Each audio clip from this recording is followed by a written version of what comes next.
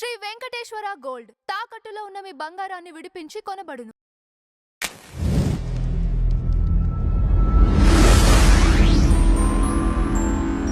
Madam నమస్తే. నమస్తే అండి. మేడం తమిళనాడులో సీఎం విజయ్ తీసుకునే నిర్ణయాల వెనక ఈవెన్ హీరోలు సైతం హర్షం వ్యక్తం చేస్తూ పోస్టులు పెడుతున్నారు. ఏంటి ఆయన తీసుకుంటున్న నిర్ణయాలు ఎలా ఇంపాక్ట్ చూపించబోతున్నాయి అంటారు? మీకు ప్రతి రాష్ట్రంలోనూ ఉండే సమస్య ఇది. ఆంధ్రప్రదేశ్ కావచ్చు, తెలంగాణ కావచ్చు, అంటే ప్రభుత్వాలు దృష్టి పెట్టాలి. బడులకు దగ్గరలో, గుళ్ళకి దగ్గరలో, తర్వాత బస్ షెల్టర్స్కి దగ్గరలో మందు దుకాణాలు, మందుల దుకాణాలు కాదు, ఐఎమ్ సారీ, మందు దుకాణాలు, మందు బాబుల దుకాణాలు ఉంటాయి. 717 షాప్స్, బెల్ట్ షాప్స్, అవన్నీ తీసేయమన్నాడు. ఎవరు? విజయ్ అసెంబ్లీ సాక్షిగా చెప్పాడు. దీని మీద డిఎంకే కావచ్చు, వీసీకే కావచ్చు, ప్రతిపక్షాలన్నీ విరుచుకుపడ్డాయి. ఆల్రెడీ కోర్టు ఆర్డర్ ఉంది, ఇవంతా కూడా మాకు తెలుసు అని అన్నట్టుగా మాట్లాడారు. కానీ మీరు ఇంప్లిమెంట్ చేయలేదుగా. మీరు చూస్తే కనుక అయితే బాధపడతారండి. చెన్నైలో ఈ కుప్పాలన్నీ ఉంటాయి కదా, కుప్పం అంటారు అక్కడ. అంటే వీళ్ళందరూ ఉంటారు కదా, బడుగు బలహీన వర్గాలు ఉండే ప్లేసెస్. మగవాళ్ళు తాగేసి ఎంత బాధ అనిపిస్తుందంటే మనకి, ఆడవాళ్ళు ఎంత కష్టపడతారు అది మనకు చూస్తేనే అర్థమవుతుంది. సో ఇప్పుడు అవన్నీ తీసేయమన్నాడు. 500 కిలోమీటర్ల రేడియేషన్ దాటి, లోపల ఉండేవన్నీ కూడా, మళ్ళీ చెప్తా, 500 కిలోమీటర్ల రేడియేషన్ లోపల ఉండేవన్నీ కూడా తీసేయమన్నాడు. ఓకే, చాలా మంచి నిర్ణయం. అంటే మొన్న పాపం రోజా గారు, తర్వాత ఇంకా చాలామంది వైసీపీ పెద్దలందరూ కూడా ప్రెస్ మీట్లు పెట్టి జగన్ ఫోటో పెట్టుకోవడం వల్ల విజయ్ నెగ్గాడు అన్నారు కదా. పాపం జగన్నే ఫాలో అవుతున్నాడు అన్నట్టు జగన్ ఫోన్ కూడా చేశాట పాపం. అవును, ఫోన్ ఎక్కడ అప్పు తీసుకున్నాడు? ఎవరి దగ్గర అప్పు తీసుకున్నాడు ఆయన? అదే నాకు అర్థం కాలే, ఏమన్నా రెంట్కి తీసుకున్నాడా లేకపోతే ఎవరి దగ్గర అడిగి తీసుకున్నాడా అని. ఫోన్ లేదు కదా పాపం, పేదవాడు. ఆయన సూచనలు ఇచ్చాడు. ఆయన సూచనలు వింటే మళ్ళీ నా నోట్లో మంచి మాటలు ఎక్కడికో వెళ్ళిపోతాడు విజయ్. పొరపాటును కూడా ఇంప్లిమెంట్ చేయకూడదు.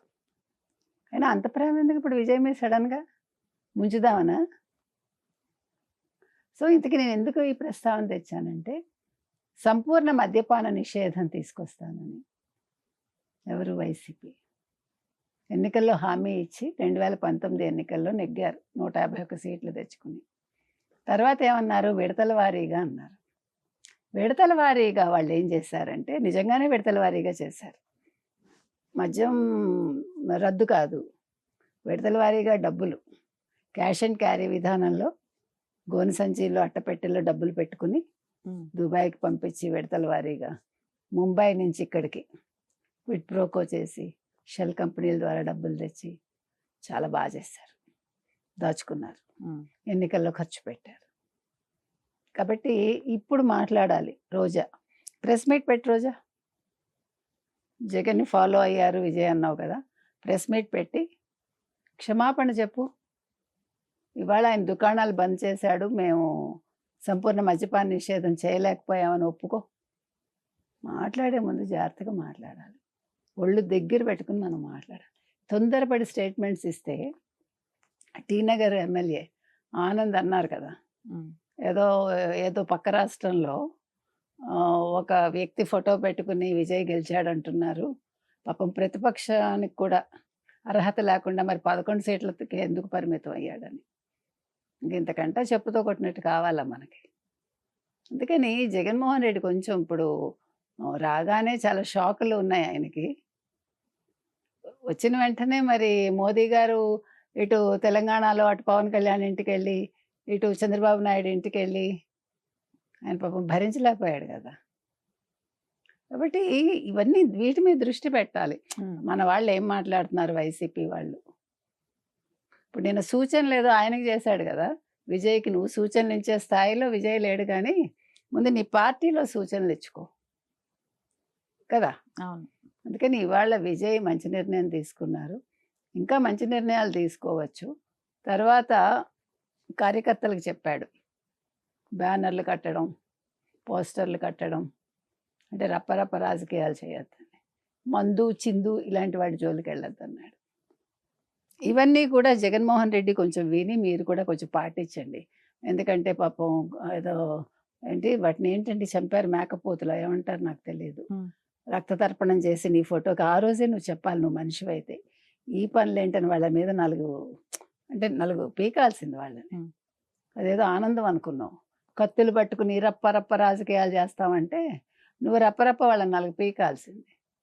ఇప్పుడు జగన్మోహన్ రెడ్డికి చెప్పేది, జగన్మోహన్ రెడ్డి చుట్టూ ఉండేవాళ్ళు, రోజా లాంటి వాళ్ళకి చెప్పేది ఏంటంటే, విజయ్ గురించి మాట్లాడేటప్పుడు విజయ్ని జగన్మోహన్ రెడ్డితో కంపేర్ చేసేటప్పుడు ముందు ఈ విషయాలు తెలుసుకుని, ఇవి మీరు ఇంప్లిమెంట్ చేశారా, మీ కార్యకర్తలు మీరు కంట్రోల్ చేసుకున్నారా, ఆడవాళ్ళని తిట్టకుండా ఉన్నారా, బూతులు మాట్లాడకుండా ఉన్నారు. ఆఖరికి మొన్న కూడా మాట్లాడారుగా, ఎవడు పేరుని నాని, చచ్చిపోయిన ఎన్టీఆర్ గారిని తీసుకొచ్చి నందమూరి తారక రామారావు తన కుమార్తెని వేరే వ్యక్తికి చేసి ఉంటే చంద్రబాబు నాయుడు లాంటి దరిద్రుడు ఈ రాష్ట్రానికి శనిలా దాపురించేవాడు కాదు అన్నాడు.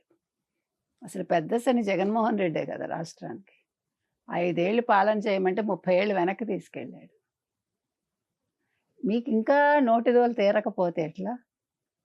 వీళ్ళ నోళ్ళకి ఏం చేయాలి? ఫినాయిల్ వేసి కడగాల, లేకపోతే యాసిడ్ వేసి కడగాల? చనిపోయిన ఆయన గురించి ఇప్పుడు ఆవిడ అసలు పెళ్ళైపోయి ఒక మనవడితో ఉన్న వ్యక్తి గురించి నువ్వు మాట్లాడేటప్పుడు నువ్వు అసలు ఆయన కాలి గోటికి సరిపోతావా ఎన్టీ రామారావు గారికి? నువ్వెవడివి అసలు ఆఫ్టర్ ఆల్? ఇవి కంట్రోల్ చేసుకోండి. రాజకీయం చేయటం అంటే మనం ఎదుటి వ్యక్తిని తిట్టడం కాదు. ఎదుటి వ్యక్తి ఏం చేస్తున్నాడో అబ్జర్వ్ చేసి మంచి చెడు విశ్లేషించి చెప్పాలి. అది లేకుండా ఈ పిచ్చివాగుళ్ళు ఏంటంటే ఒక్కొక్కడిని ఎలా కొట్టాలి మామూలుగా కాదు. ఒక్కసారి ప్రజల్లో వదిలేస్తే ప్రజలు చూసుకుంటారు. సో మొత్తం మీద విజయ్ రాజకీయంగా నేర్చుకుంటున్నప్పటికీ అతను ఎటువంటి ఎక్స్ప్రెషన్ లేకుండా ఉంటున్నాడు సభలో. నేను ఒక నవ్వు నవ్వాడు అంతే ఉదయనిధి మాట్లాడుతుంటే. వాట్ ఎవర్ మరి ఏం చేస్తాడు ఇంకా వేచి చూద్దాం. Right, thank you.